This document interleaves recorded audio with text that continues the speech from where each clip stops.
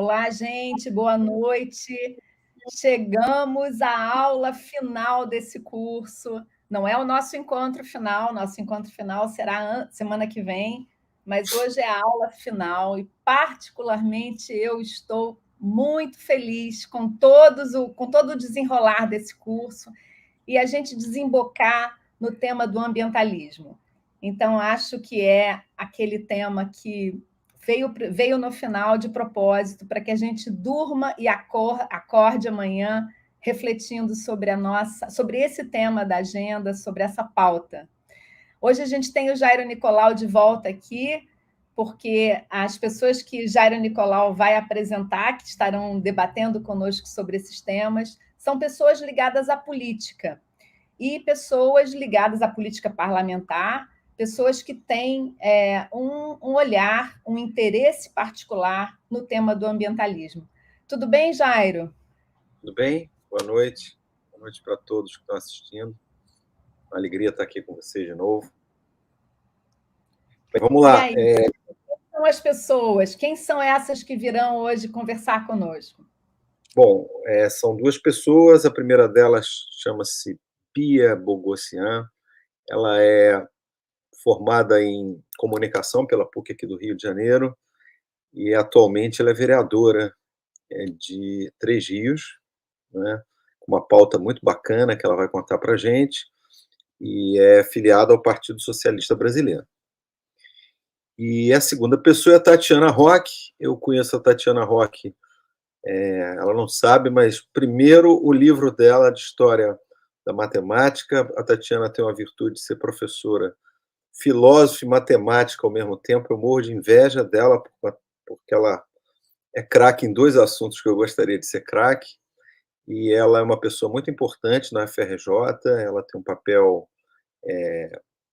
bacana como ativadora cultural, como incentivadora de debates intelectuais da FRJ, e coincidentemente também ela resolveu ser candidata a deputada federal também pelo PSB. Foi pura coincidência, né? Quando a Tatiana foi convidada para o programa, ela ainda não era candidata, era uma professora. Então eu estou muito animado com esse encontro. Embora eu tenha falado num dos eventos, numa das noites, eu tenho assim, certeza que esse é o tema mais importante de todos, pelo menos para mim. Ambientalismo, questões ecológicas em geral e, sobretudo, mudança climática. Esse é um tema central para a juventude, para as gerações do futuro. É um tema que eu gosto muito. Lamento muito que ele seja um tema tão difícil de entrar na elite política brasileira. Os políticos brasileiros não são preparados, não estão habilitados, não se interessam em falar sobre esse assunto, com algumas exceções. As pessoas são tão exceções que acabam sendo conhecidas por isso, né? Mas é um tema central e eu estou muito feliz de estar aqui com vocês hoje para ouvir as duas que vivem no seu dia a dia, discutem e trabalham com esse assunto. Bom, a gente tinha uma programação de que a Bia entraria antes da Tatiana, mas aqui nesse curso tudo é emoção. Então, já estamos aqui com a Tatiana, porque aparentemente a Bia caiu tudo. Então, Tatiana, obrigada, querida, pela sua presença. Sei que está no momento da sua vida, assim, bastante agitado. Que bom, que felicidade que você pôde priorizar esse encontro conosco. Então, eu e Jair vamos descer, vamos ficar aqui na primeira fila te acompanhando. Boa aula. Muito obrigada, gente. Vai ser um prazer. Esse tema tem me mobilizado muito, né? Eu sou professora da UFRJ, tenho trabalhado sobre esse assunto e agora também candidata a deputada federal, também com essa pauta do meio ambiente como central, né? Então, eu queria primeiro dizer o seguinte, que a gente veio agora de um momento, né, da pandemia que foi muito marcado por essa ideia de negacionismo, né? Todo mundo ouviu falar de negacionismo durante a pandemia e nos preocupou muito, porque a gente tem um presidente da República que acaba instalando o negacionismo nos órgãos de Estado, né? No Ministério. A gente tem políticas públicas, a gente teve políticas públicas negacionistas, como é o caso do tal do tratamento precoce, que é um tratamento que não tem eficácia comprovada, que chegou a ser receitado pelo Ministério da Saúde, e foi bastante grave, né? Tendo consequências no combate à pandemia. E isso veio, né? E por que eu estou falando de negacionismo numa aula sobre ecologia, né? Sobre as questões relacionadas ao meio ambiente? É porque o negacionismo veio daí, né? Ele veio do negacionismo climático, ou seja, de tentativas de fazer com que um dos problemas mais graves que a gente vive hoje, que são as mudanças climáticas, aparecesse para o público como se ainda fosse um debate, como se ainda fosse uma controvérsia, né? Como se ainda fosse uma polêmica. Não sei se vocês já ouviram isso, mas hoje em dia, praticamente 100%, 99,9% dos cientistas concordam que o clima do planeta está mudando por causa da ação humana. Então, assim, isso se chama consenso, né? Um consenso muito grande. Todos os cientistas concordam que o clima do planeta está mudando, que a gente está passando por essas mudanças climáticas por causa da ação humana. Então, não há nenhuma dúvida sobre isso, né? Quase 100%. Então, não tem dúvida. Onde é que está a dúvida? E a estratégia do negacionismo é justamente essa de semear a dúvida. Tentar fazer com que apareça como uma polêmica, como uma controvérsia, como se ainda houvesse um debate, como se ainda houvessem dois lados, algo que na ciência já é um consenso. Então, isso mostra uma dificuldade que a gente tem de tratar esse tema. E aí é bom estar falando disso no curso aqui para a juventude, porque a nossa única esperança é a juventude, porque esse é um dos temas mais urgentes do nosso tempo e, ao mesmo tempo, mais difíceis de tratar. E eu quero falar um pouquinho disso. Por que é tão difícil de falar disso, de mudanças climáticas? Uma das razões é que, normalmente, esse tema é visto como uma coisa abstrata, assim, meio longínqua, que não tem muita relação com os problemas cotidianos das pessoas. Aquela imagem que sempre foi muito difundida, das mudanças climáticas, como sendo relacionada ao derretimento das geleiras, em que aparece até uma imagem de um urso boiando numa geleira com água por todos os lados, ou seja, teria derretido uma parte daquela geleira e o urso ficou ali ilhado, num pedacinho de gelo. Essa imagem mostra bem como parece um problema muito distante. E eu acho que sempre, ao ser associado a um problema tão distante, o aquecimento global acabou ficando em segundo plano. As pessoas achavam que não tinha a ver com a nossa realidade, é uma coisa lá do Ártico, da Antártida, enfim. E não é bem assim.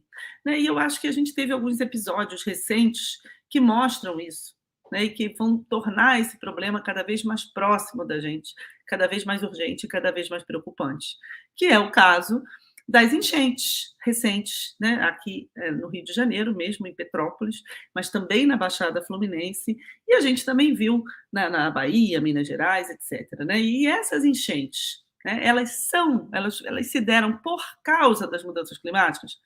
Sim, a gente pode dizer que sim. Mas aí alguns dizem, mas sempre teve. Sempre teve.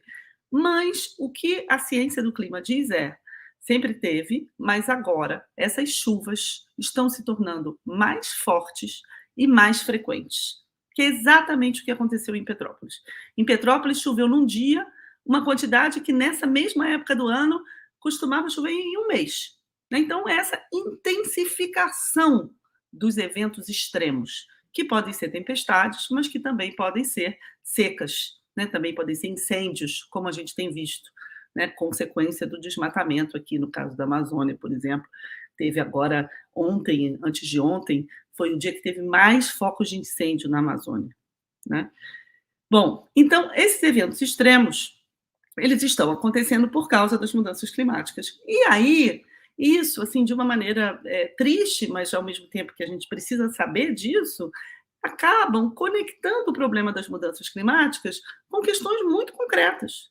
Por exemplo, saneamento básico, habitação. Então, eu estive em Petrópolis há 2 semanas atrás. Eu fui dar uma aula lá no Cefet de Petrópolis. E os professores, né, do Cefet de Petrópolis trabalham muito com as comunidades que foram muito afetadas pelas chuvas, né? Aquele Morro da Oficina foi uma das comunidades mais afetadas pela chuva. E no Morro da Oficina, muitas pessoas perderam, muitas vidas se perderam, né? E muitas pessoas também perderam casas.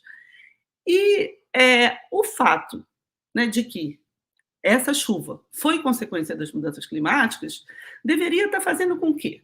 Deveria estar fazendo o quê? Deveria estar fazendo que o poder público estivesse se preocupando em conseguir moradia para essas pessoas em outros lugares, porque aquele lugar já está mais do que provado. Também tem estudos sobre isso, do próprio Cefet, tem um professor do Cefet que estudou isso, mostrando que aquele lugar ele é impossível das pessoas morarem lá, ainda mais com as chuvas que se anunciam e que virão.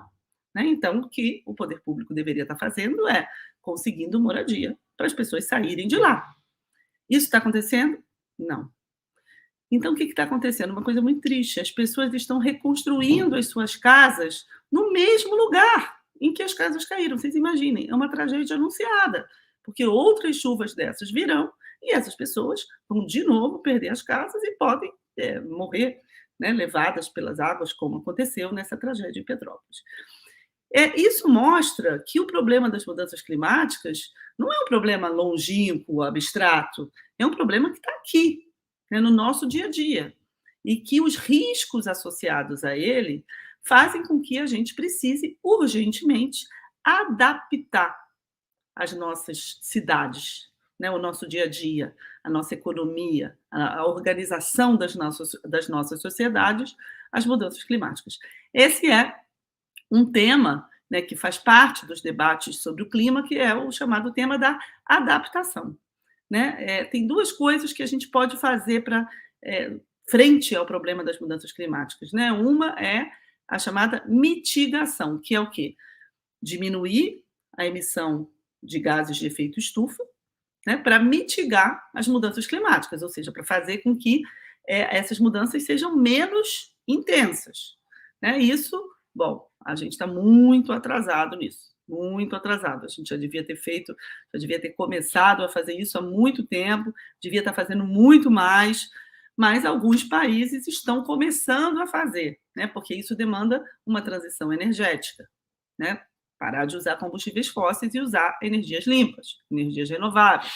Bom, alguns países estão começando a fazer, mas ainda muito lentamente. E agora a guerra da Ucrânia atrapalhou muito esse processo, né? Porque teve um problema aí do gás da Rússia, que era importado por alguns países, e aí esses países da Europa mesmo começaram a querer ainda utilizar os seus combustíveis fósseis para substituir esse gás. Bom, essa é a questão da mitigação, que ela já é complexa. Mas tem a outra questão, que é essa que eu falei sobre Petrópolis, que é a questão da adaptação. O nosso mundo vai ter que se adaptar às mudanças climáticas. E isso, gente, leva, né, torna urgente mudanças que são muito profundas. Não é uma mudança qualquer, né? São mudanças profundas. A nossa economia vai ter que mudar. Nossos meios de transporte vão ter que mudar. A gente não vai poder consumir tudo que a gente consome hoje. A gente não vai poder trocar de celular sempre. Né? A gente não vai poder andar de carro. Então, tem umas coisas que a gente pode pensar assim, mas isso é um sofrimento, vai ser um fardo, né? Vai ser pesado para as pessoas terem que fazer isso. Mas aqui é que está, eu acho que é a grande virada da questão das mudanças climáticas. Né? Vamos pensar, né? Se a gente vive num mundo cheio de problemas, com muita desigualdade, com pobreza, com lugares como o Morro da Oficina, que eu acabei de falar, em que as pessoas não têm saneamento básico, em que as pessoas não têm uma moradia segura, né? Se as mudanças climáticas fizerem com que a gente aceite essa urgência e mude de uma forma mais radical, mais profunda, as habitações das pessoas, o saneamento básico, isso não é um fardo. Isso é bom, porque, afinal de contas, o jeito como a gente vive hoje não está bom. Né? Então, eu acho que é essa virada que a gente precisa fazer e que a juventude, né, justamente, a gente conta muito com a juventude, né? Porque a juventude, naturalmente, é quem mais se preocupa com as mudanças climáticas, porque no futuro, né, vocês têm mais futuro do que a gente, né? Tem mais tempo de futuro. E claro que vocês se preocupam com os filhos de vocês, enfim, com o futuro de vocês, com o trabalho que vocês vão ter, com o que vocês vão fazer, onde vocês vão morar. E isso, eu acho que pode fazer com que a juventude, né, mais mobilizada, mais organizada politicamente, tenha um papel, né, também na pressão, né, na liderança desse processo, dessas mudanças que eu estou falando aqui, que são tão profundas. Porque a questão é que essas mudanças, como elas não são mudanças muito pequenas, elas são mudanças, né, grandes mudanças, elas não vão ser feitas também de uma maneira suave, né, de uma maneira que não afete os interesses de ninguém, né, de uma maneira que não crie conflitos entre aqueles, por exemplo, que emitem os combustíveis fósseis, né, e aqueles que querem que a gente substitua os combustíveis fósseis por energias limpas, né? Então, isso aí mesmo que gerou o que eu falei aqui, o negacionismo climático. O negacionismo climático já tem vários documentos sobre isso. O Jair falou aqui na minha apresentação que eu tenho um livro de história da matemática, né? Mas eu também trabalho sobre história da ciência mais geral. Eu tenho um livro mais recente, chama O Dia em que Voltamos de Marte, em que eu falo bastante desse movimento do negacionismo, que é um movimento muito recente, que foi ele aconteceu nos anos 90. E o que foi esse movimento, né? Como a ideia de que realmente as mudanças climáticas estão acontecendo por causa da ação humana, e para a gente evitar essas mudanças, a gente precisa diminuir o uso de combustíveis fósseis, né, de petróleo, de óleo diesel, de gás, etc. E isso afeta interesses. Afeta interesses de quem? Das empresas de petróleo, né, que seriam as mais prejudicadas caso a gente tivesse, desde então, diminuído a emissão de combustíveis fósseis. Então, o que eles fizeram?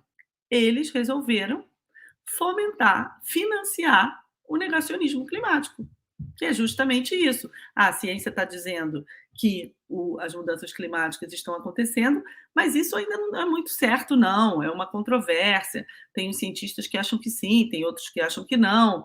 Né? Então, isso fez com que também a gente ficasse atrasado no enfrentamento desse problema. Né? Eu vou falar um pouquinho aqui de uma vivência que eu tive. Né? Em 1992, aconteceu a primeira conferência global sobre o clima. E onde ela aconteceu? Aqui, no Rio de Janeiro. Né? Foi a Eco 92. Eu participei da Eco 92, eu já era adulta, né? Na Eco 92, e ali era uma coisa assim, parecia que o mundo ia mudar amanhã, parecia que ia ter uma revolução, era uma coisa muito, muito, muito potente, muito forte, assim, de mudanças muito profundas, né? Que todo mundo falava disso, estava todo mundo ali querendo realmente que a gente fizesse o que era preciso fazer para evitar o aquecimento global. E é impressionante, gente, como de lá para cá a gente andou para trás. Né? De 1992 até hoje, né, que a gente está aqui justamente na Rio Mais 30, né, fazendo 30 anos da Eco 92, a gente andou para trás. Né? A gente vê aí um governo que passa boiada, que quer derrubar toda a nossa legislação ambiental, que favorece o desmatamento na Amazônia, e também em outros biomas, né, no Cerrado. A gente tem uma questão aqui no Rio de Janeiro, na Mata Atlântica, né, que precisa, que pode ser reflorestada, que tem um potencial enorme de reflorestamento. E por que a gente andou para trás? Né? Isso é uma questão para a gente pensar. Eu acho que a gente andou para trás por isso, porque as mudanças, né, que estavam começando ali eram mudanças mesmo, assim, eram mudanças grandes, que iam afetar muitos interesses, e aí as pessoas que, né, teriam seus interesses afetados, se organizaram e conseguiram diminuir um pouco a força desse consenso que a ciência que trazia. Né? Então, era preciso negar o que a ciência dizia. Né? E aí, então, a gente andou para trás. E eu acho que agora a gente está de novo num momento, porque a gente chegou, eu acho que já num estágio, né, em que as questões estão começando a ficar visíveis, né? Como eu falei aqui, as mudanças climáticas não são mais um problema para daqui a 30 anos, são um problema de agora. Essas enchentes que estão acontecendo, essas chuvas fortes, a onda de calor que teve agora na Europa, né, é consequência das mudanças climáticas, né? E aí, eu não sei quem aqui viu aquele filme Não Olhe para Cima, mas a gente viu isso, né, agora na Europa, com essas ondas de calor. Alguns meteorologistas iam na televisão dizer que sim, que aquela onda de calor é sim uma consequência das mudanças climáticas, e os jornalistas e outros comentaristas no programa dizendo não, não é não, vocês estão com um pensamento muito negativo, pensem positivo, vocês vêm aqui só falar de coisas drásticas, catástrofe, que o mundo vai acabar,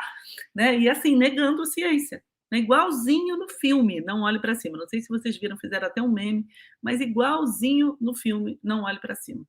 Né? Então, eu acho que isso, né, eu acho que está se tornando, né, mais palpável, eu acho que isso está chegando muito perto da gente, e eu vou encerrar contando uma história, né, para vocês aqui, que aconteceu agora há pouco tempo. Eu vou contar essa história e vou encerrar, porque, gente, eu vou confessar uma coisa para vocês. É muito estranho dar aula. Eu estou dando aula aqui, eu só estou me vendo, eu não estou vendo vocês, eu estou vendo a mim mesmo. Então, dá um certo nervoso a gente dar aula assim, sem estar vendo ninguém, né? Mas aí eu prefiro, então, deixar depois para a gente falar um pouco mais no debate. Mas eu queria contar uma história para vocês. Eu coordenava o Fórum de Ciência e Cultura da UFRJ, né? Eu sou colega aqui do Jairo e da Joana, lá na UFRJ, e eu coordenava o Fórum de Ciência e Cultura. A gente organizou um curso sobre mudanças climáticas para a juventude em geral, né? Um curso de extensão também, e aí tinham jovens das universidades, mas também pessoas dos territórios. Então, tinha Caxias, Acari, Maré, Rio das Pedras. Foi incrível, essa interação foi incrível entre, né, estudantes universitários e essa juventude dos territórios e movimentos também, né, da juventude pelo clima. Então, a gente deu esse curso, e aí tinham vários professores, professoras, etc., pessoas também dos territórios que falaram, e aí a gente encomendou um mapa de vulnerabilidades da Baía de Guanabara. O que é isso? A gente encomendou para o pessoal que trabalha com os modelos do clima, lá do CEMADEM, que é um instituto muito bom que trabalha sobre clima, um zoom, né? Ou seja, os modelos do clima dizem o que vai acontecer com o clima do planeta. Mas o que vai acontecer no entorno da Baía de Guanabara? A gente encomendou isso. Aí eles fizeram um zoom no entorno da Baía de Guanabara, mostrando as áreas mais vulneráveis no entorno da Baía de Guanabara, inclusive mostrando as áreas que seriam inundadas, né, quando se aumentasse o nível do mar naquela quantidade que a gente acha que já está aumentando mesmo, que já vai aumentar agora, que é para 2030, uma coisa muito, muito em breve, né? E aí a gente foi lá e expôs o resultado, não é um mapa. E, gente, aí na mesma hora tinha uma juventude lá do Rio das Pedras, muito mobilizada, que quando viu aquele mapa, assim, teve um choque, né? Porque o Rio das Pedras vai ser uma região que vai sumir do mapa, né? Literalmente, assim, vai sumir. E aí a gente vê, né, no mapa que é uma região de muitas lagoas e que é afetada, inclusive, pela elevação do nível do mar com as marés. Então, tem um rio que ele tem uma conexão com o próprio nível do mar, ali da Barra da Tijuca. Aí a gente resolveu fazer uma visita, né? A gente foi lá visitar o Rio das Pedras, a turma foi. E aí, quando chegou lá, a gente vê isso, né? Tem um rio, esse rio é totalmente cheio de esgoto. Quando varia o nível do mar, que já acontece com as marés, esse esgoto sai e entra na casa das pessoas.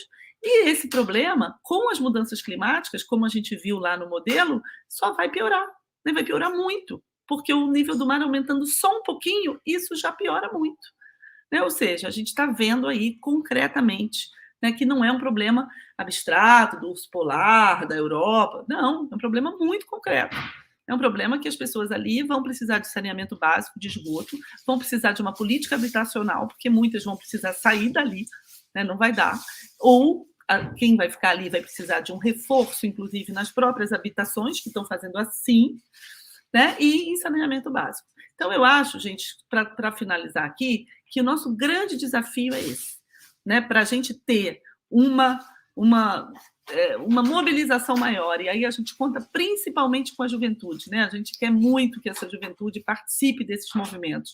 Para a gente ter uma mobilização maior, a gente também precisa, né, como cientista, professor, mostrar que essas questões não são questões abstratas, são questões concretas, são questões que estão próximas da vida das pessoas cotidiana e são questões que dizem respeito à política. Né? Por isso mesmo eu fiz também esse caminho da ciência à política, né? Ou seja, eu venho da ciência, eu estudo essa questão, mas a solução tem que ser pela política, porque a gente tem que se mobilizar, a gente vai precisar juntar gente, a gente vai precisar de organizações, a gente vai precisar fortalecer movimentos e, principalmente, da juventude. Né? Então, um prazer enorme falar disso aqui para vocês, porque eu acho que a juventude vai ser de uma importância essencial.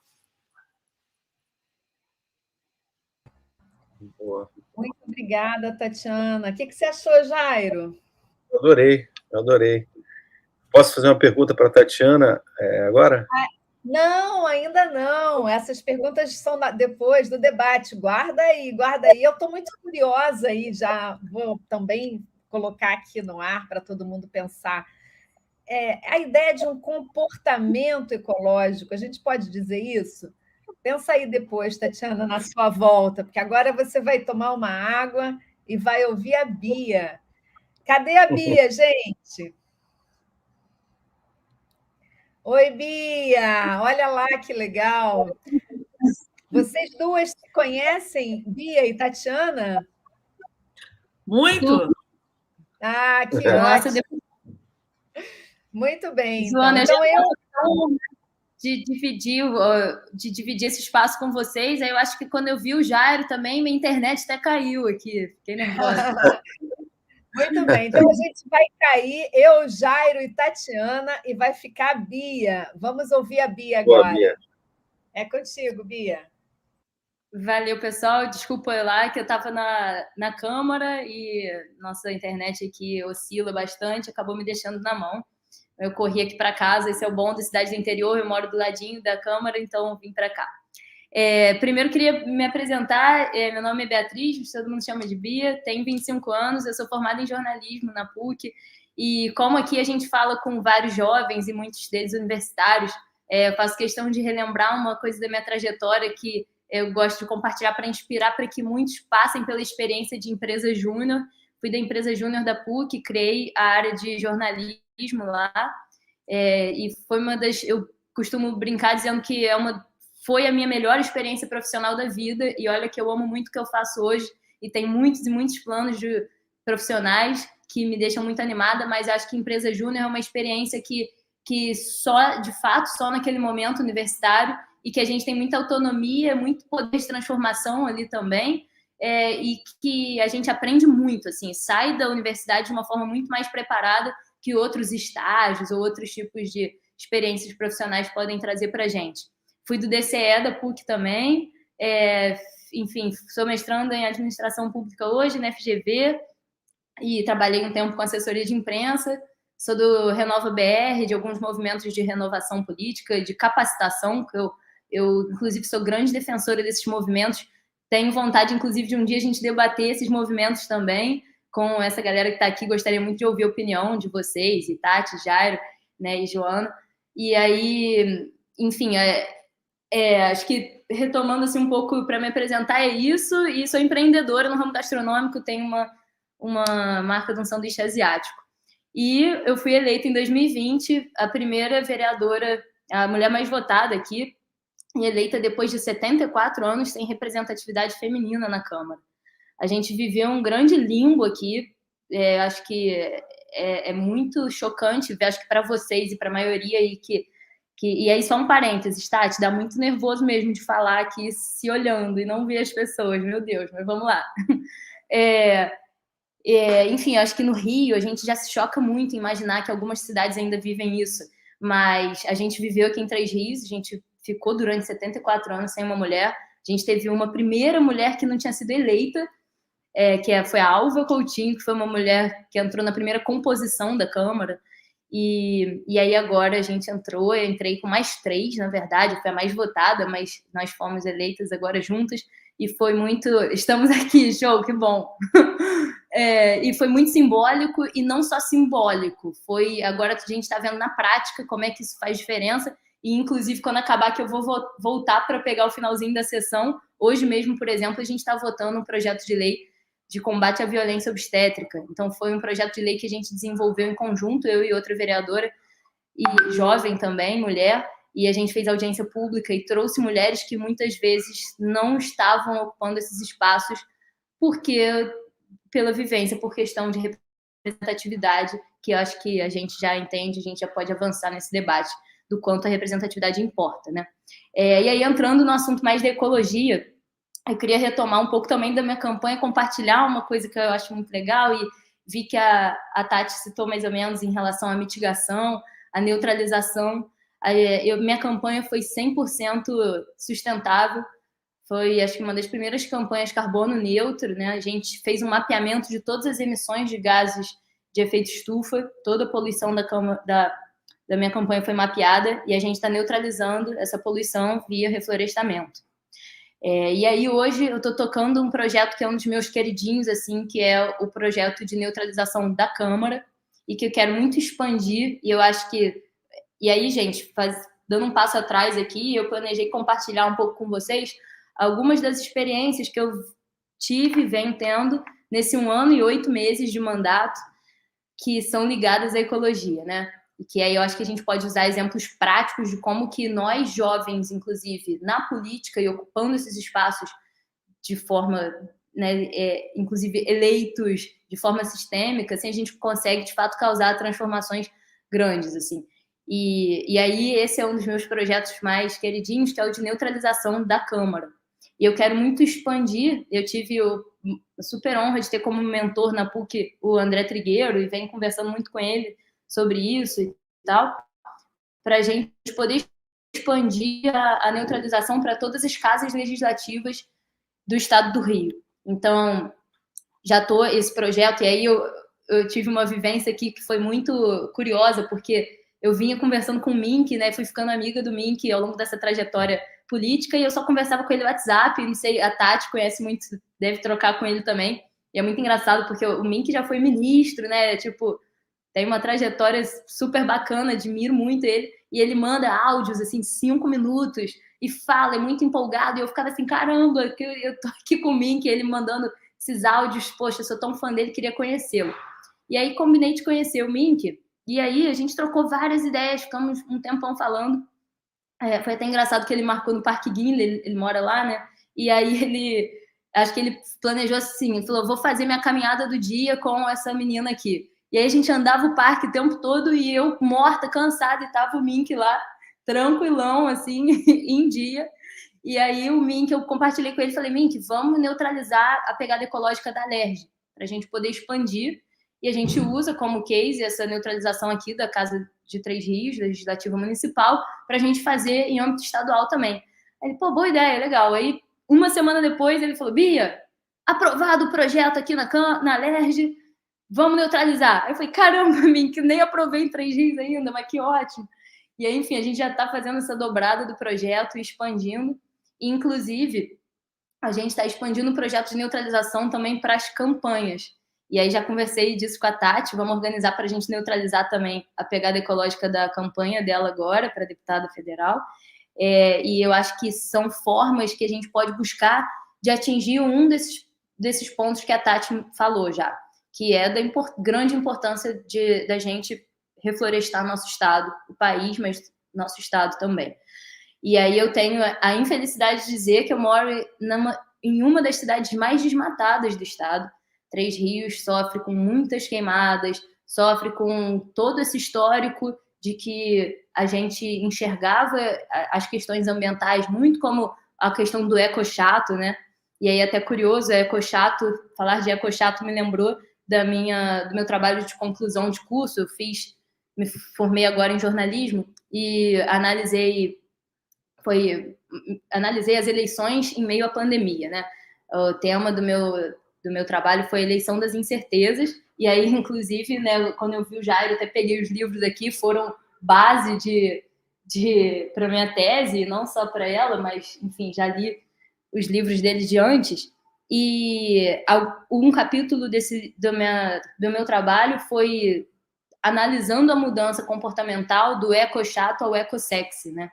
Que hoje a gente tem até essa outra perspectiva de como é que estão distorcendo e usando, inclusive, a pauta ambiental, ecológica de uma maneira geral, com interesses já marqueteiros, né? E aí eu tenho um viés um pouco mais pragmático até de usar essas pessoas e essas empresas, e aí eu acho que a gente tem que buscar fazer isso, que estão querendo, e às vezes por interesses comerciais, que seja esse interesse que a gente consiga trazê-los, e aí sim, aí entra a nossa grande importância no legislativo. Ter coragem, né, Tati, para poder se impor e comprar essas brigas, né? Eu vi agora uma série, Borgen, não sei quem já viu, que é sobre uma história de uma... É fictícia, né? Mas, enfim, de uma primeira-ministra dinamarquesa. E eu fiquei chocada em ver como é que, assim, mesmo fictícia, nesse roteiro, assim, eles conseguiam trazer debates ambientais muito mais avançados do que a gente está acostumado a ver aqui.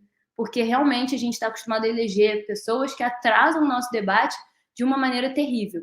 E aí aqui eu faço um convite a vocês para que a gente acompanhe muito mais e dê a devida credibilidade e importância às nossas pautas municipais também, né? A política que acontece aqui.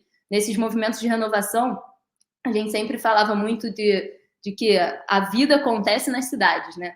E se a gente só for sempre nacionalizar os debates, e aí não quero aqui hoje desviar a grande importância, e esse ano a gente está votando em presidentes, governadores, deputados, e a gente tem sim que olhar para eles agora, mas para que a gente também olhe com muita atenção e cobre e acompanhe no dia a dia o que acontece nas nossas cidades. Porque, senão, a gente não adianta a gente só entrar no debate de fato ali do Twitter e das redes sociais e a gente não ficar sabendo do que está acontecendo aqui. Então, na minha experiência aqui agora, por exemplo, eu já consegui aprovar um projeto de lei de incentivo às RPPNs, por exemplo, né, que é uma RPPN, Reserva Particular de Patrimônio Natural. Então, assim, aprovei um projeto que a gente consegue dar um incentivo para que o nosso município ele recebe repasse do ICMS ecológico, né, que é um imposto estadual, e aí quanto mais o município pontua de acordo com determinados critérios ambientais, então vamos supor, a gente tem destinação de reciclagem, separação dos resíduos em todos os bairros, aí o município que tem isso pontua para caramba, porque nenhum município direito tem isso, muito bem implementado, tem esse sistema bem construído. Se a gente tem as estações de tratamento de esgoto, estação de tratamento de água, tudo isso pontua. Se a gente tem uma RPPN, a gente pontua mais, pontuando a gente recebe maior repasse do ICMS ecológico. E com isso a gente pode usar essa verba para investir em reflorestamento, para investir nas próprias pautas e demandas ambientais. E aí, enfim, criei esse projeto de lei que foi super bacana, show no início da legislatura agora, então tinha acabado de ser eleita, aí show, foi super bacana. E aí agora, já pouco tempo depois, e aí isso linko esse outro assunto com o que a Tati falou, sobre Petrópolis. Quando aconteceu a tragédia de Petrópolis, eu também corri para lá, até porque, né, Três Rios aqui é bem pertinho, e aí juntei lá esforços com um amigo que é vereador lá, o Yuri Moura, e aí a gente ajudou em várias coisas no dia e tal. E aí eu voltei no dia lá, troquei uma ideia com ele, ele ainda falou, fiz um projeto aqui bem bacana, que é do Cidade Esponja, que é um projeto de lei de políticas de absorção das águas pluviais. E aí vai desde tratar questões de um bueiro inteligente até teto verde, etc. E aí, enfim, cheguei aqui no dia da tragédia de Petrópolis, eu voltei para Três Rios, tinha sessão, eu já protocolei no dia o projeto de lei. Foi aprovado e foi vetado depois pelo prefeito. E, pior, eu não consegui derrubar o veto. E aí, por quê? Porque a gente, infelizmente, estava vivendo um momento de articulações do legislativo aqui com o Poder Executivo Municipal se vendendo, assim. E aí a gente vê a política sujeira na prática aqui. Eu saio, tem dia que eu saio, assim, criei rituais pós-sessão parlamentar, porque é de perder a esperança às vezes, e a gente não pode perder, né? A gente tem que lembrar que a gente está num grupo que, às vezes, sozinho em uma luta aqui, mas tem pessoas lutando pela mesma questão em outros lugares, né? E a gente, infelizmente, vê que, às vezes, as pessoas querem caminhar junto, o legislativo e o executivo, e nessa forma se perdem, né? E ainda mais nas câmaras municipais, a gente vê muito isso, assim.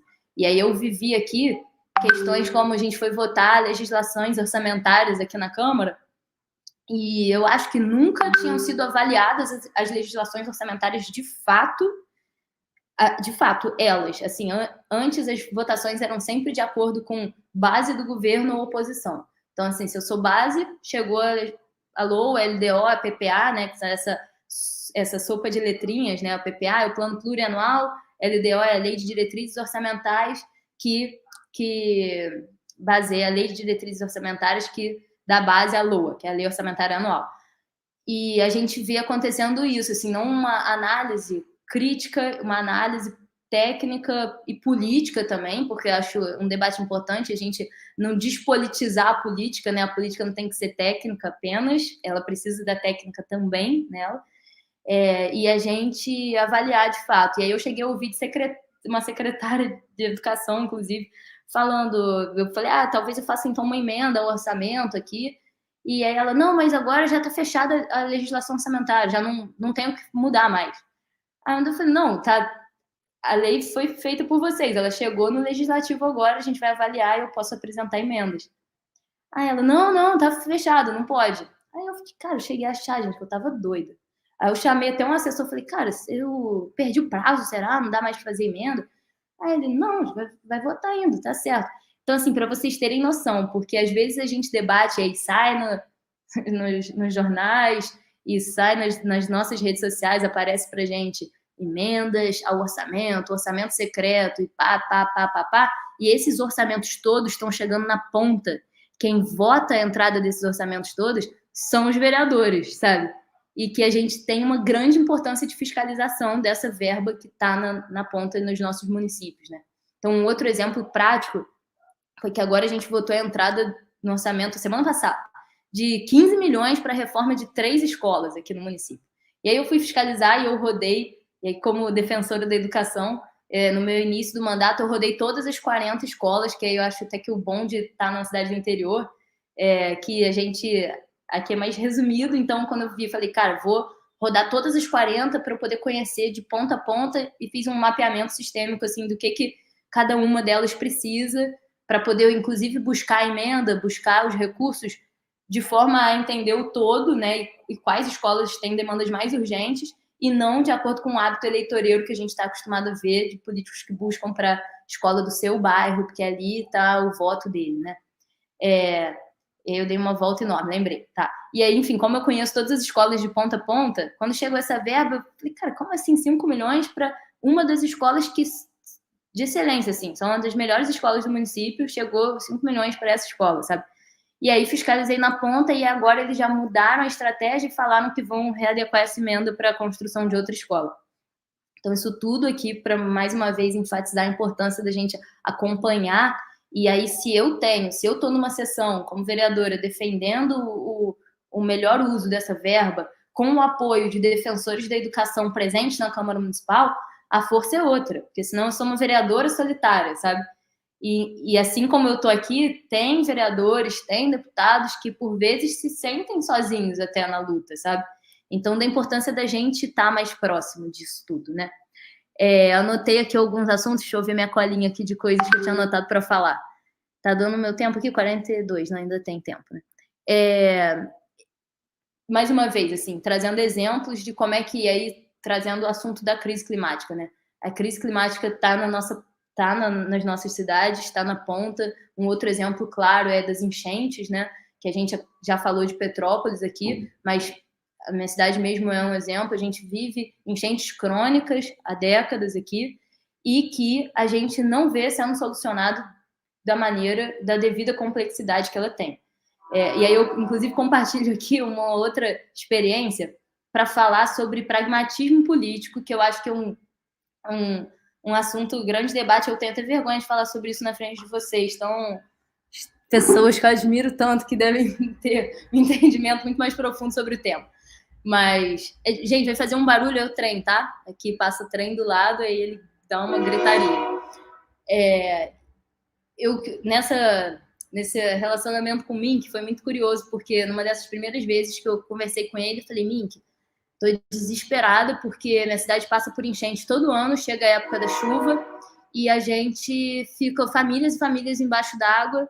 Eu não sei o que fazer, estou precisando articular com o governo do Estado, um governo do qual, e eu acho que muitos de nós aqui vamos concordar, né, é terrível, e espero que a gente consiga mudar isso nessa eleição, mas esse governo... Não vai ter. A gente não admiro em diversos setores, mas eu precisava dialogar com o governo do Estado, porque a minha cidade, assim como muitos do interior, são extremamente dependentes de apoio da estrutura do governo do Estado para que a gente consiga causar as transformações, que o nosso orçamento não é suficiente. E aí falei com o Mink, falei, cara, estou desesperada, acho que eu vou ter que...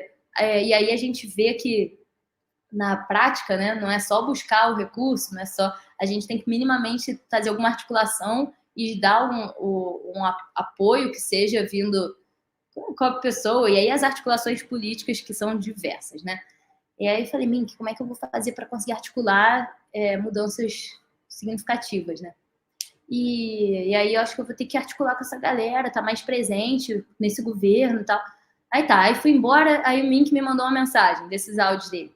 Filhinha, você não precisa disso, não articula com essa galera, não são dos nossos, não sei o que lá. Aí eu, caramba, cara, no dia que eu conheci o cara que era ministro, tô, tipo, levando um esporro dele aqui, falando que não preciso disso, não sei o que. Aí eu falei, Mink, sim, fato e tal, mas preciso causar as transformações, como é que a gente vai fazer, né? E aí, por exemplo, o próprio Mink mandou uma emenda impositiva como deputado estadual aqui para Três Rios, para arborização, e aí o nosso governo do estado está em regime de recuperação fiscal. Então, se eu não articular com o governo atual, eles não têm a obrigação de executar a emenda que o Mink mandou para o município. E o que a gente vê no nosso estado do Rio é que as emendas impositivas estaduais não estão sendo executadas porque, com o regime de recuperação fiscal, o governo executa o que quer, o que ele define como prioridade de fato. Então, se há essa liberdade, ele não vai ficar executando emendas de oposição, né? E aí, aí deu uma semana, o Mink me ligou e falou assim, fiquei pensando muito aqui no que a gente conversou e faz parte, acho que eu não entendi seu momento, é necessário mesmo. No que eu puder estar aqui, mas a gente lembrar sempre que a gente tem que caminhar ao lado dos nossos e estar do lado certo da história, né? Mas a gente precisa articular, eu mesmo, e aí citou exemplos, a vivência dele até no governo Lula, que a gente tinha que articular com ministros ruralistas e não sei o quê, e faz parte, é isso, vamos conversando. E aí veio o resultado. Hoje eu consegui uma emenda que foi enviada pelo Mink, que vai ser executada, porque foi articulada com o secretário anterior do Cláudio, né, de um governo do qual tem rejeito completamente. E aí essa questão, que eu acho que o que resume isso tudo é que esses problemas estão aqui na ponta e que a gente precisa resolver de maneira muito responsável. E aí eu levei aqui uma das minhas principais crises, assim, eu fui linchada virtualmente na época da enchente, porque eu fui buscar esses recursos, fui buscar essas soluções, e aí alguns políticos fizeram uma construção aqui de que criticando como se os vereadores tivessem que estar 100% assim, na ponta com cesta básica e tirando a lama da casa das pessoas somente, sabe?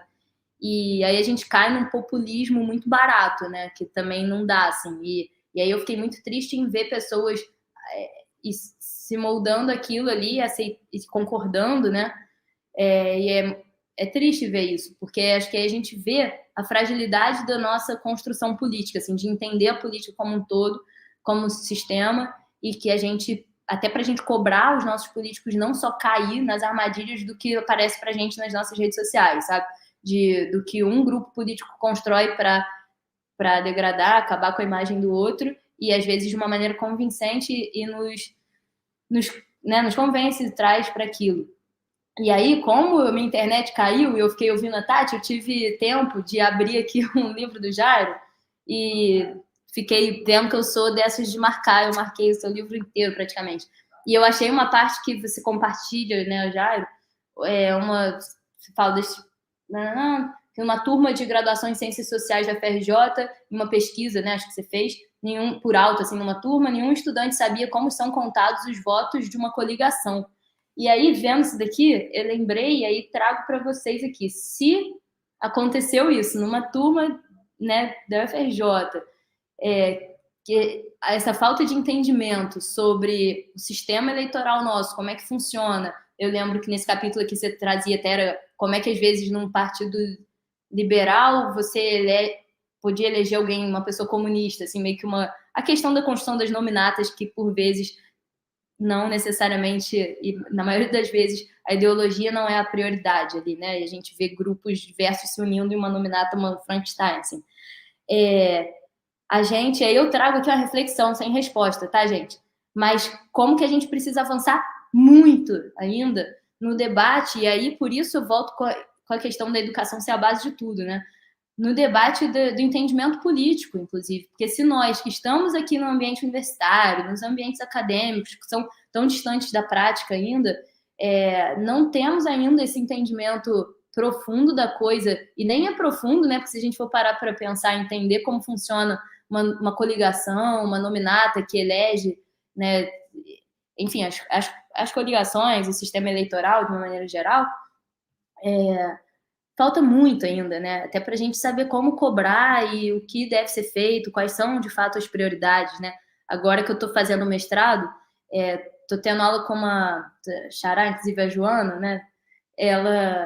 A Joana Monteiro, uma das especialistas em segurança pública, estou tendo aula com ela de políticas públicas e estudando monitoramento das políticas e como é que, inclusive, o Bolsa Família foi, sem sombra de dúvidas, uma das políticas públicas mais eficazes, muito porque ele cumpriu todas as etapas de uma política pública de monitoramento, da implementação dos indicadores, acompanhamento dos indicadores, e que, ainda mais as políticas ambientais nossas, não tem nenhum acompanhamento, né? Não tem essas metas bem definidas, mal existiam as políticas públicas estruturadas, né? Se a gente tem um ministério, na verdade, hoje, eu não sei nem se a gente deve estar feliz porque ainda existe o ministério, porque do jeito que está também, né? E aí como que esse debate ainda está tão distante, assim, então que a gente possa cobrar dos nossos políticos esse trabalho, sabe, um trabalho muito mais profundo que muitas vezes, infelizmente, não viraliza nas redes sociais. E aí trago aqui essa angústia como comunicóloga, assim. Hoje eu vejo um grande desafio da gente ver políticos e políticas profissionais responsáveis tendo chances, crescendo, porque a gente tende a viralizar o que briga, né? E só o que grita alguma coisa por pertencimento social, para fazer parte de um grupo ali, né? Então, que a gente consiga aprofundar mais esse debate.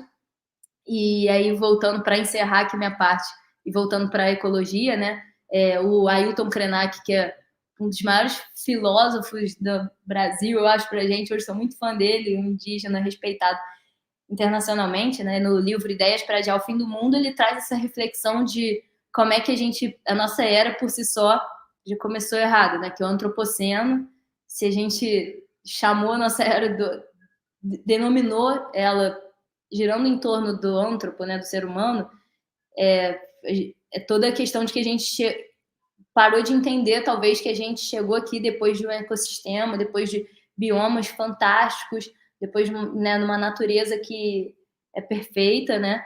E que a gente não soube respeitá-la e que a gente está ameaçando as futuras gerações. E aí, Tati, eu te trago até para que a gente reconsidere o conceito de juventude. Juventude não é uma questão de idade, né, que a gente se preocupe com a vida de todos nós, assim, não só das futuras gerações, mas para que a gente viva aqui, enxergando um futuro óbvio também para as nossas futuras gerações, porque no fim das contas todos nós queremos e vamos pensar no nosso umbigo também, nos nossos filhos e netos, mas que a gente possa, gente, que haja tempo ainda da gente reconstruir um mundo para nós mesmos, sabe?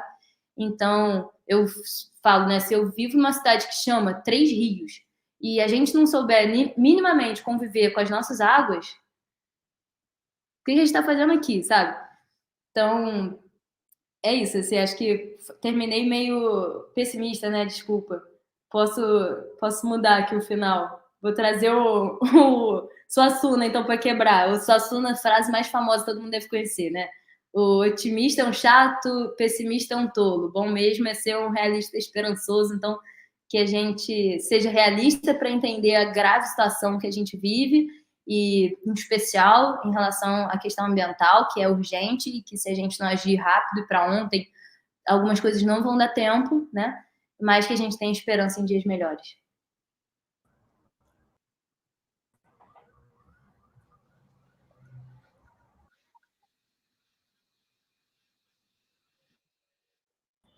Olha que bacana, hein? Adorei vocês duas aí, apresentações ótimas, questões centrais. Ô, Joana, posso já fazer uma pergunta para cada uma delas? Comentário, assim, rapidinho? Não pode.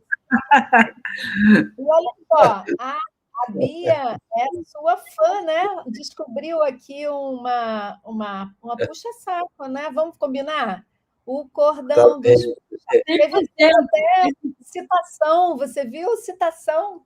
Ela pegou o livro lá, Muito bom, olha, foi excelente. Todas as duas trouxeram questões ótimas, mas a gente começa sempre, Jairo, pelas falas dos alunos e das alunas, e você entra, como você tem mais de uma pergunta, provavelmente, eu sei que esse é um tema que te mobiliza bastante, sobretudo sobre Três Rios, né?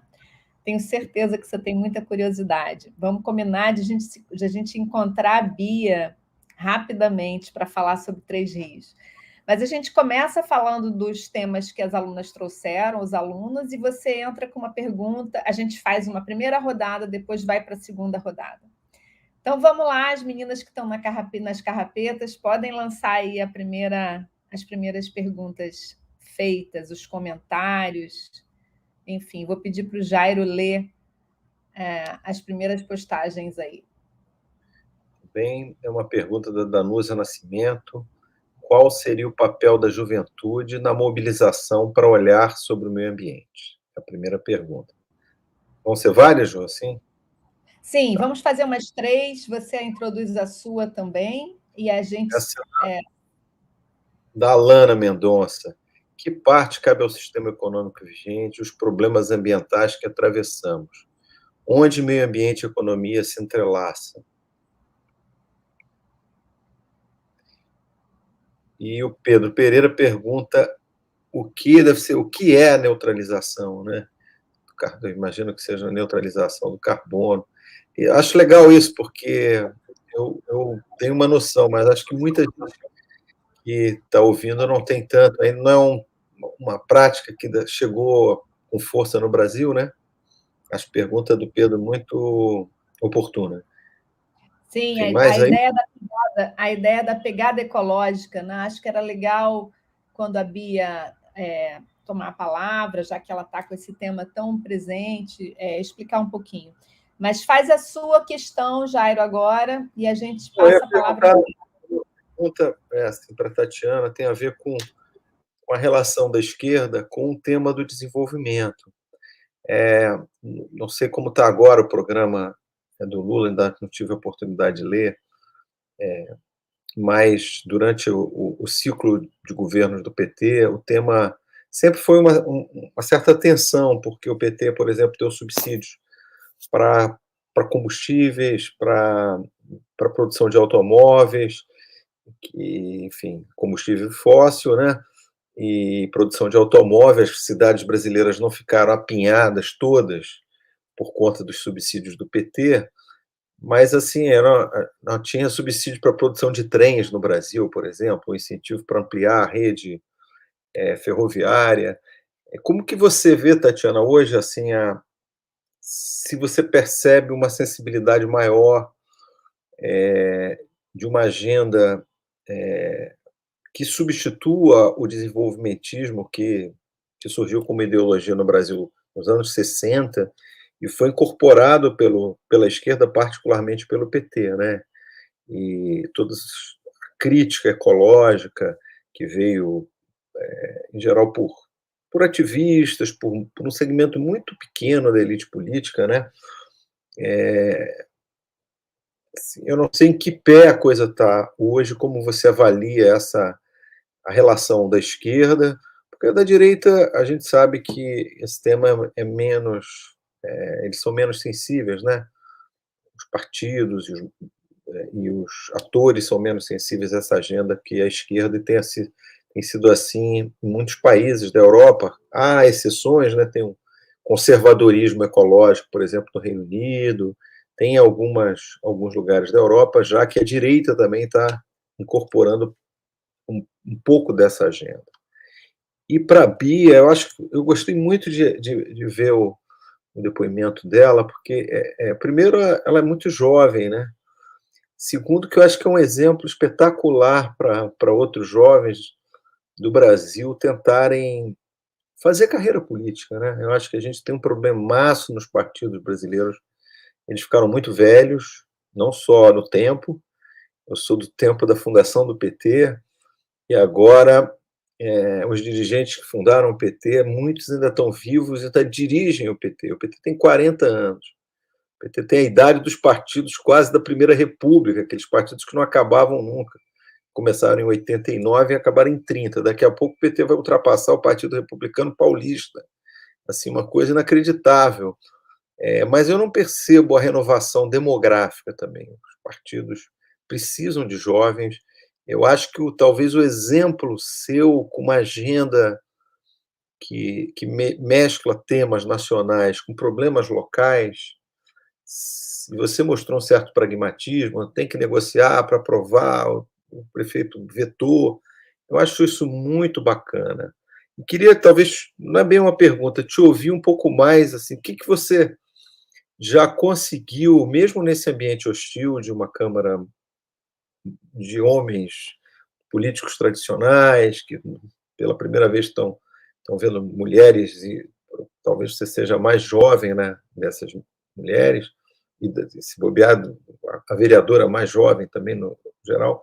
O que você conseguiu, assim, efetivamente, recursos, esse projeto de reflorestamento, o que pode um vereador fazer, uma vereadora, num ambiente aparentemente hostil, como a Câmara Municipal de uma cidade conservadora do interior do estado do Rio, fazer? E eu acho que a gente precisa exportar a sua experiência e eleger centenas de vereadores, porque eu acho que o jogo político, a renovação da política brasileira passa necessariamente por eleição de vereadores no interior, sabe? O Brasil tem 55 mil vereadores eleitos. O Brasil, em cada eleição, mais ou menos 350 mil pessoas arriscam, tentam ser vereadores. Então, é uma máquina de gente querendo entrar no sistema, e a gente precisa que entre pessoas jovens que consigam uma linguagem que se comunique com a cidade, porque muitas vezes eu acho que partidos muito ideológicos acabam priorizando questões nacionais, sei lá, a globalização, a guerra da Rússia, e isso atrai pouco a juventude. Então, enfim, queria elogiar a votação e também pedir para ela contar um pouco da história dela, dos sucessos que ela conquistou. Eu não falo mais nada. Jairo, se animou, né? Desculpe, pronto. Bora lá. Qual das duas querem começar? Eu posso começar, depois eu vou deixar algumas questões para a Bia, que eu já sei um pouco que ela vai responder bem, né? Também queria aproveitar e reforçar aqui as palavras do Jairo sobre a Bia, né? Que é sempre que é ótimo conversar com ela, e acho que ela é um exemplo realmente muito bom dessa renovação política que a gente precisa, né? E eu também me desculpar que eu dei uma virada aqui rapidinho, porque eu estava passando no RJTV, lá na agenda do Freixo. Eu fui com ele hoje no calçadão de Campo Grande, todo mundo empurrando para aparecer do lado dele. Aí eu estava vendo se eu conseguia. Aí eu apareço lá empurrando. Ai, gente, essa vida de político não é mole, não. Mas eu vou pegar as perguntas aí da economia, né, que vocês fizeram.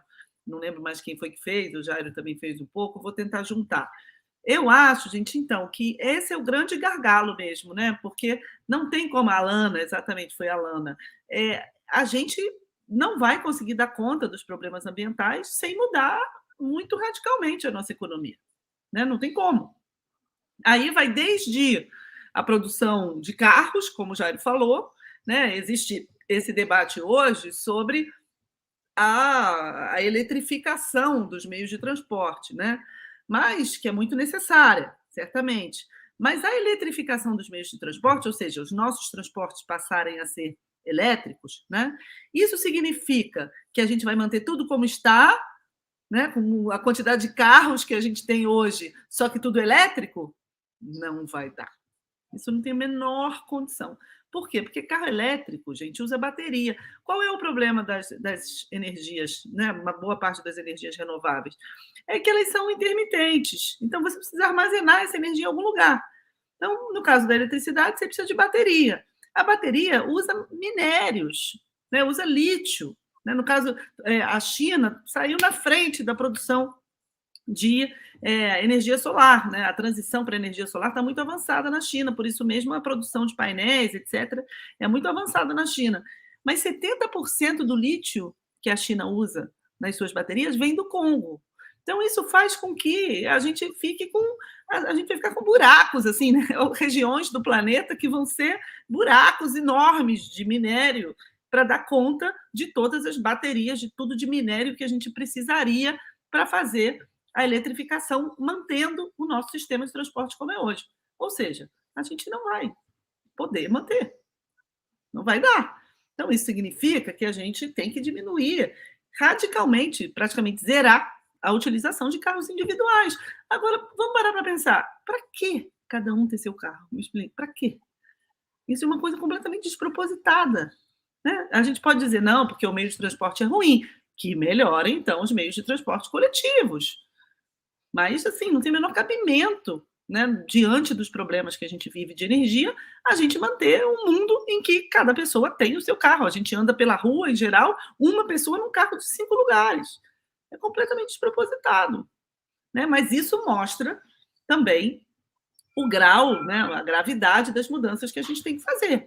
E aí, são mudanças que afetam principalmente, né, alguns interesses econômicos, claro, mas que também afetam a esquerda. Aí, chegando na pergunta do Jairo, a gente tem uma tradição, né, realmente de uma esquerda que é muito desenvolvimentista, que acha que um impulso à indústria por si só é bom porque gera emprego. Né? E a única maneira de gerar renda é gerar emprego. Por isso que eu também defendo a renda básica, porque eu acho que não. Que a única maneira de gerar renda não é gerar emprego, você tem que distribuir a renda diretamente. As pessoas têm que ter um direito à renda, não precisa necessariamente gerar emprego, porque senão a gente fica com esse impasse de ter que produzir, né, em um sistema produtivo sujo, poluído, poluente, porque uma determinada atividade econômica gera emprego. Né? E as atividades econômicas que geram emprego, em boa parte das vezes, hoje, se a gente fizer, né, um panorama aí qualitativo de quais são atividades econômicas poluentes, né? A não ser no setor de serviços, aí é outra coisa, aí é outra questão. Mas então não vai adiantar. Então, a gente tem falado muito que o Brasil passou por um processo de desindustrialização, a gente tem pouca indústria. Né? A gente hoje tem muita agricultura, tem muito agronegócio e tem pouca indústria. Então, uma solução que é muito apreciada, né, dentro do campo da esquerda seria reindustrializar. Né? Tudo bem, eu até concordo, a gente precisa mesmo, mas reindustrializar com que indústrias? Se a gente for reindustrializar com indústrias de ponta, tecnológicas, por exemplo, de produção de remédios, vacinas, que é muito bom, muito importante, até para o SUS, é importantíssimo. Esse tipo de indústria é capaz de gerar muito emprego? Não, não é. É capaz de gerar uma quantidade pequena de empregos muito qualificados, que é muito importante, para a gente até absorver as pessoas que a gente forma na universidade. É muito bom, mas isso não vai resolver o problema social que a gente tem. Não vai. Né? Então, não adianta. A gente vai ter que pensar outros modelos produtivos. E aí, pegando o gancho, né, de uma coisa que eu defendo muito, e a Bia também, o reflorestamento, por exemplo. Né? Reflorestamento, sim, é uma atividade imediata que a gente pode fazer, né, melhorar a neutralização justamente das nossas emissões. A gente pode ter um equilíbrio de carbono muito melhor se a gente reflorestar. No Rio de Janeiro, por exemplo, a agricultura do Rio de Janeiro é responsável por 0,5% do PIB. É ridículo. Então, a gente tem que pegar essas áreas e reflorestar. Né? E fazendo reflorestamento, a gente pode ter manejo sustentável em pouco tempo, de madeira, de produtos alimentícios, pequenas indústrias de alimentos nessas localidades. Aí sim, aí eu acho que a gente pode gerar, inclusive, empregos mesmo, mas de uma outra natureza, né? Que é na própria transição para uma sociedade mais ecológica, né? Mais preocupada com as questões ecológicas. Então, é isso. Boa, Tati, muito obrigada. Vamos ouvir a Bia agora? Bom, anotei aqui algumas das perguntas. Primeiro, até pela mais objetiva, que é da neutralização. Eu tenho esse péssimo hábito. Às vezes eu me atropelo já na coisa e não explico inicialmente o que é ela. A neutralização é essa compensação das emissões de gases de efeito estufa, e aí a compensação pode ser feita de formas diversas, né? Então, a neutralização que eu citei é o mapeamento das poluições para ser compensado via reflorestamento. Então, foi da forma que eu fiz da minha campanha e é da forma que a gente vem buscando fazer. E aí, já linkando, né? A Tati falou disso agora. E eu estou pensando aqui, e eu gosto sempre de trazer um pouco dessa vivência prática da problematização que a gente traz por trás das coisas, né? O reflorestamento deve ser feito, existe a verba CAN, existem os fundos, os planejamentos e metas de reflorestamento. E aí, assim, por que faz sentido a neutralização? E aí eu trago da campanha, da pegada ecológica da Câmara, tipo, a gente vai estar dessa forma se desculpando e banalizando a poluição que a gente emite aqui? Talvez até sim um pouco, mas eu acho que a questão é a gente calcular e fazer. Brinco que eu tenho a síndrome da visão sistêmica, porque tudo eu penso assim, o que a gente pode trazer de forma calculada que tenha um objetivo e que a gente possa, inclusive, trazer a questão política por trás, sabe? Porque, assim, no fim das contas, um político, quando ele é candidato, e a Tati está vivendo isso, já viveu entre as campanhas, eu vivi também, a gente precisa entregar também, precisa fazer o marketing da coisa. Então, se é necessário fazer o marketing de algo e das nossas ações ambientais, por exemplo, que seja de forma calculada, então, porque assim vende, né? Porque precisa reflorestar e a gente tem que fazer um reflorestamento muito maior do que o que a gente vai fazer neutralizando a nossa poluição, né? E aí a pegada ecológica é a pegada que a gente deixa, né? A poluição que a gente emite enquanto ser, ou a pegada ecológica da Câmara, de alguém ou de algo. Então, assim, que ela seja calculada, que a gente saiba o que a gente poluiu e a gente possa devolver isso para o meio ambiente com reflorestamento ou com outras ações. E aí, onde o meio ambiente e a economia se entrelaçam, a Tati respondeu de uma forma muito bacana, e eu trago, como sempre, para a nossa questão municipal, assim, porque eu citei alguns exemplos aqui, eu acho que muitos deles podem estar nas soluções municipais também, até porque a gente tende a viver essas crises muito mais complexas a âmbito nacional, né? E aí, Tati, se eleita, boa sorte. Mas, enfim, aqui no município a gente tem o nosso orçamento que pode ser muito melhor utilizado. E que às vezes não é utilizado por falta de boa gestão, por falta de equipe, por falta de projeto.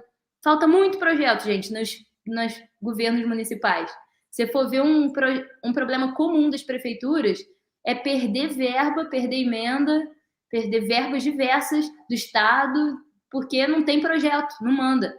Às vezes eu vou nas secretarias do governo do Estado e o pessoal fala assim, a gente já mandou, tá tudo travado, me mostram planilhas de tudo travado, envio de obras, envio de diversas questões, porque a prefeitura não manda os projetos, sabe? Então, assim, falta gestão, falta trabalho organizado, né? E acho que boa gestão responde sobre várias outras questões.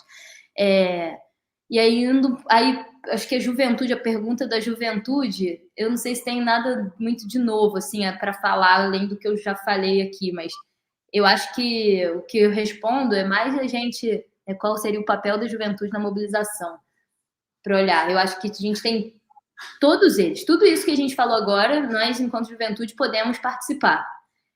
Só que aí eu faço hoje um convite para que mais pessoas queiram, né, e como já falou, assim, fazer carreira na política, assim, de alguma forma, queiram entrar, porque acho que a grande questão que me moveu, que acho que move muitas pessoas a entrarem na política, é entender que, enquanto indivíduo, a gente pode ajudar uma pessoa na rua, ou a gente pode plantar uma árvore ou uma parte, alguma coisa, mas enquanto política pública a gente causa grandes transformações.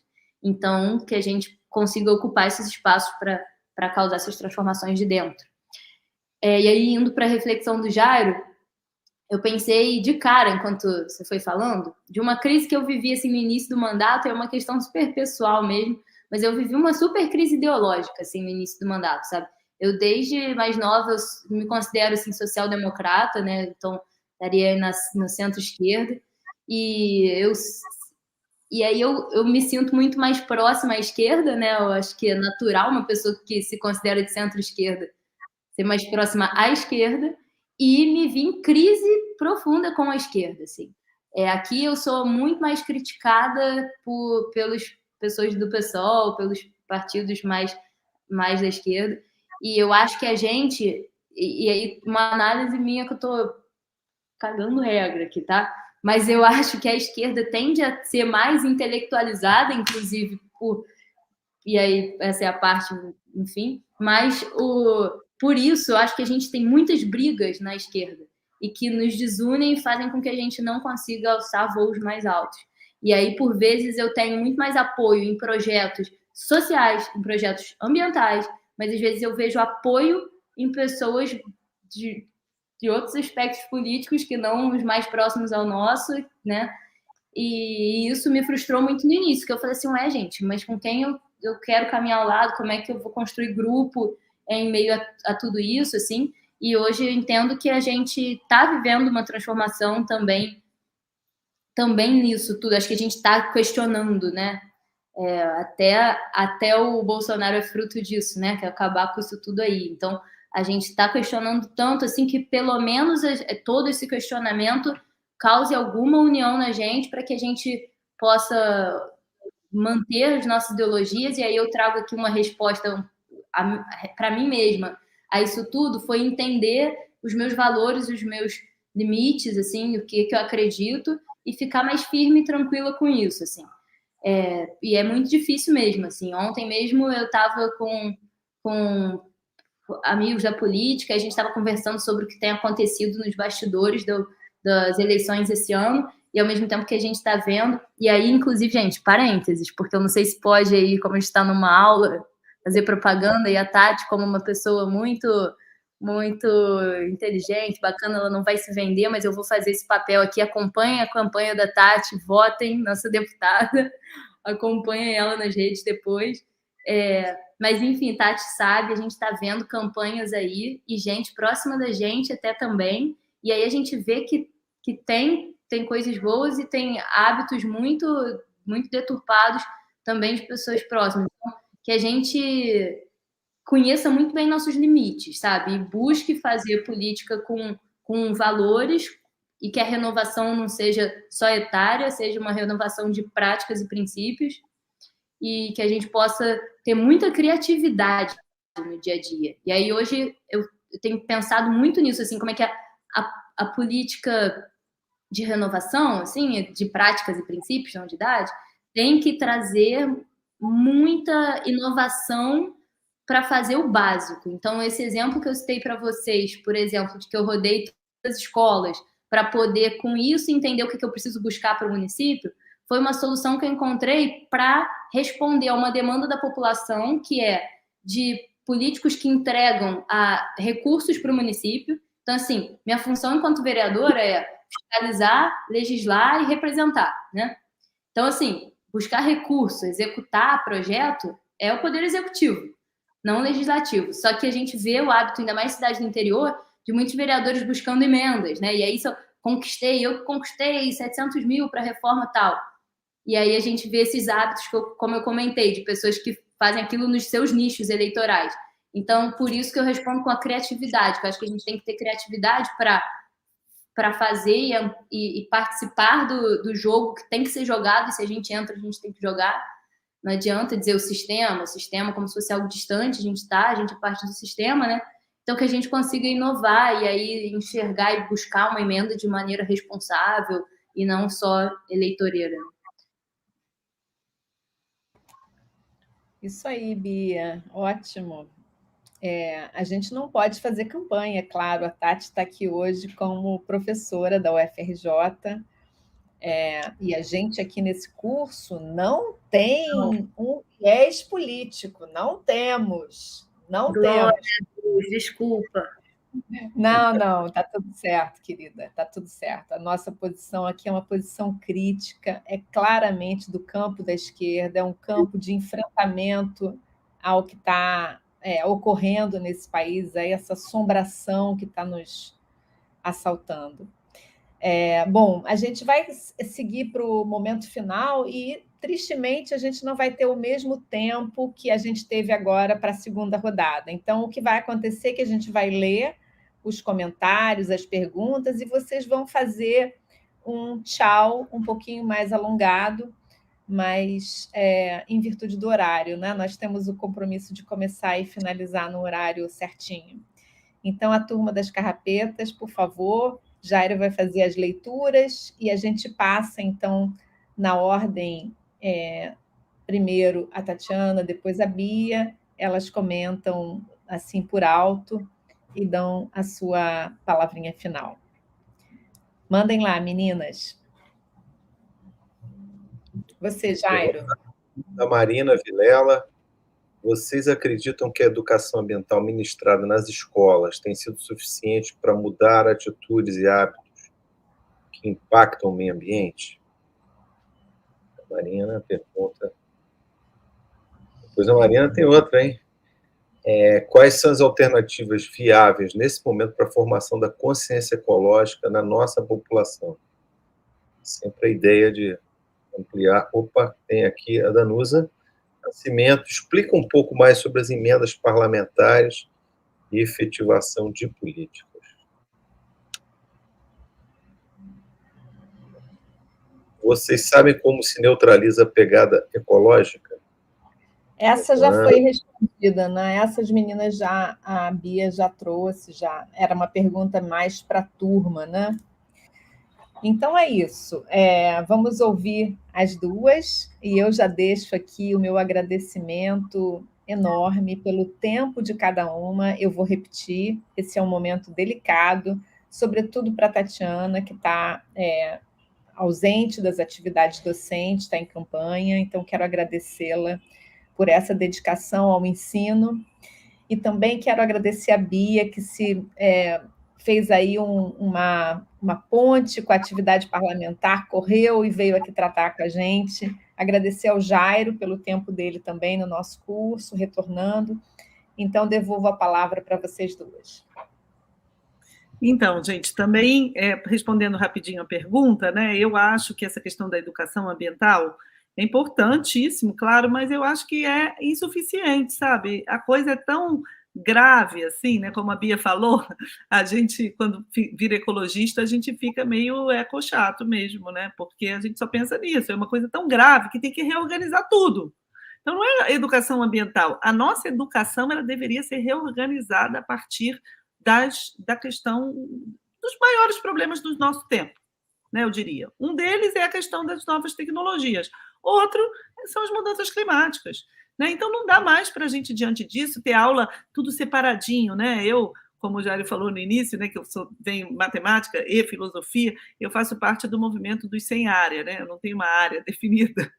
Para os matemáticos, eu sou filósofa, para os filósofos, eu sou historiadora, para os historiadores, eu sou matemática. Então, eu tenho horror desse negócio de área, tenho horror, eu fico nervosa, porque na academia a gente tem que ter área, e eu não tenho área, então eu estou sempre me sentindo outsider em todas as áreas. Então, e aí uma grande oportunidade para a gente acabar com isso, né? Mudanças climáticas, gente, é um tema de que área? Vamos combinar. Tem matemática, tem física, tem biologia, tem sociologia, tem filosofia, tem geografia, tem história. Então, imagina, se a gente pega esse tema e acaba com esse negócio de área. Vamos juntar tudo e estudar as ferramentas a partir de questões, a partir de problemas. Seria tão maravilhoso, talvez os estudantes não achassem matemática tão chato, né? Que eu tenho certeza que todo mundo acha.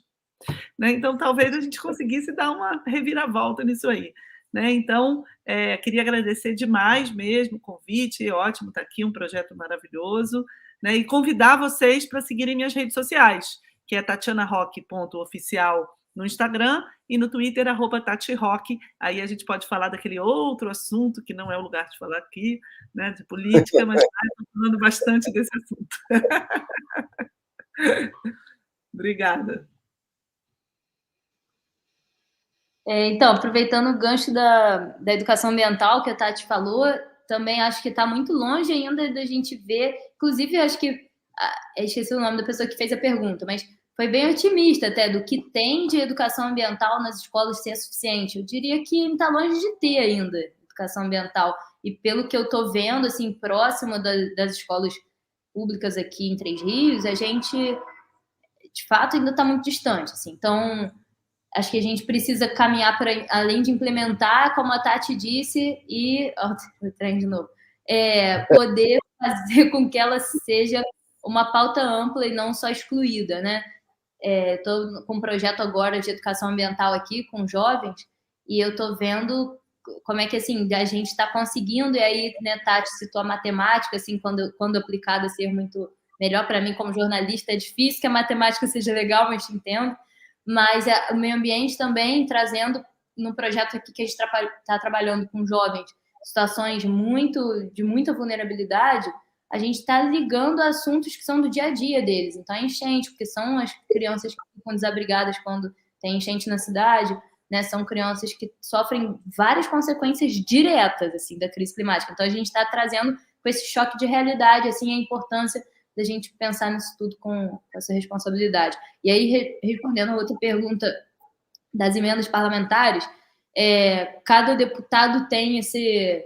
Eu não lembro o valor certo, não sei se alguém sabe, mas a Tati, por exemplo, caso eleita deputada federal, ela vai ter o poder de destinar emendas parlamentares para os municípios do estado dela, do estado do Rio, e aí o que acontece, toda essa questão política que eu contextualizei, mas as emendas têm uma função muito importante e que são usadas de uma maneira hoje muito, muito eleitoreira, muito estritamente eleitoral, assim, né? E aí acho que a gente, de novo aqui, não pode despolitizar a política e não entender que vai ter sim um impacto. E aí um político, a gente viu no debate agora dos governadores, que o Cláudio quis dizer que o Freixo não destinou emenda para a Baixada, depois até a gente teve com ele lá no dia, né, Tati? Ele chegou, foi a primeira coisa que eu falei, pelo amor de Deus, a emenda para a Baixada, cara, tu não mandou? Ele, sim, já postaram e tal, e tipo, a gente vai ter que usar, assim, na eleição, a verdade é essa, quando você tiver que pedir o voto do morador da Baixada, você vai ter que lembrar da emenda que você mandou para lá,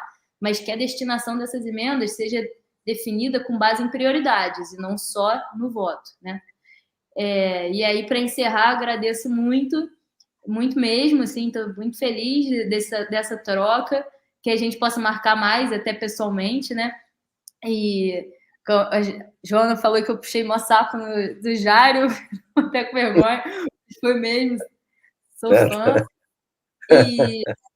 E Joana, super obrigada pelo convite, e espero que a gente possa se conhecer pessoalmente logo, e espero todos vocês aqui na Câmara, em Três Rios. Vamos combinar, inclusive, esse projeto da neutralização, a gente vai ter que fazer muito reflorestamento agora na prática. Então, convido vocês, vou divulgar pelas minhas redes sociais, lá é meu nome mesmo, Bia Bogossian. Então, quem quiser acompanhar e estar aqui mais próximo da gente, vamos combinar. Muito obrigada, Tati, sempre uma honra dividir os espaços políticos e agora esse espaço, né, acadêmico contigo. Sucesso nessa caminhada aí. Jairo, você, então, dando tchau para a gente encerrar? Eu vou contar que eu tenho contribuído para a redução da pegada de carbono. Primeiro que eu plantei 20 árvores lá na cidade da Bia, depois eu conto para ela, já plantei 20. E essa semana, saindo do metrô, recebi um panfleto da Tatiana Roque e devolvi para ser reciclado, disse, eu já vou votar nela, passa esse panfleto para outro. Então, enfim, Jairo, eu tenho ajudado. Não pode declarar voto, isso aqui é uma aula. É com papel reciclado, é com papel reciclado. Papel reciclado. Boa noite, Beijo, gente. Semana que vem, todo mundo no Zoom. Um abraço. Um abraço.